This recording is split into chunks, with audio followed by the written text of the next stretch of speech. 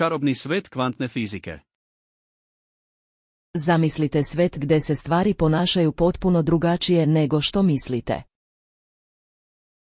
To je svet kvantne fizike, mjesto gdje se čini nemogućim postaje moguće i gdje male čestice ponašaju se kao čarobne čarape. Hajde da istražimo ovu čaroliju. Čudna svetla zrna. U kvantnoj fizici, mali delovi sveta zovu se kvantima. Oni su jako čudni.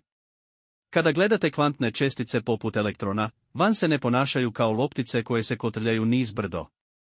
Umjesto toga, van se ponašaju kao čestice i talasi istovremeno. Zvuči čudno, zar ne? Skakanje elektrona. Sada zamislite elektron kao malog skakača. Može da skače iz jednog masta na drugo, ali nikada ne znate tačno gdje će završiti. To je kao da pokušavate da uhvatite leptira, teško je predvidjeti gdje će sljedeće sleteti. Superpozicija.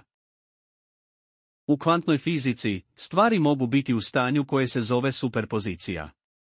To znači da mogu biti i ovdje i tamo istovremeno.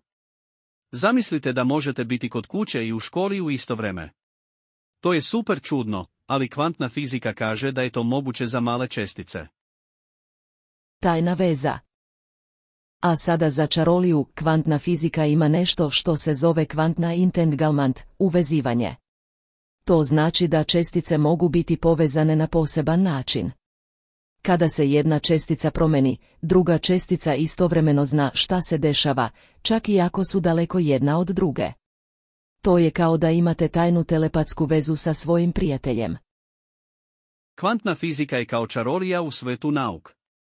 I dok se čini čudnim i čarobnim, to je način na koji priroda funkcioniše na jako malim skalama. Ova čarolija pomaže naučnicima da razumeju svet na mnogo dublji način.